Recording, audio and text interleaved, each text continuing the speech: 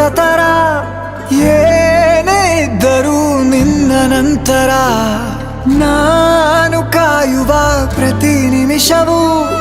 ನೀನೆ ಗೊಂದಲ ನೀನೆ ಉತ್ತರ ಮೌನದಲ್ಲೇ ಮಾತನಾಡುವ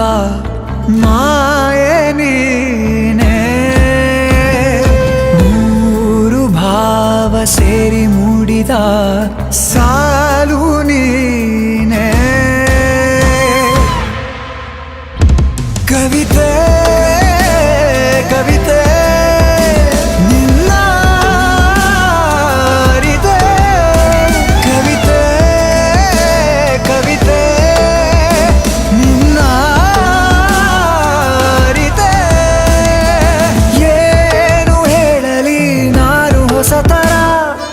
ಏನೇ ಇದ್ದರೂ ನಿನ್ನ ನಂತರ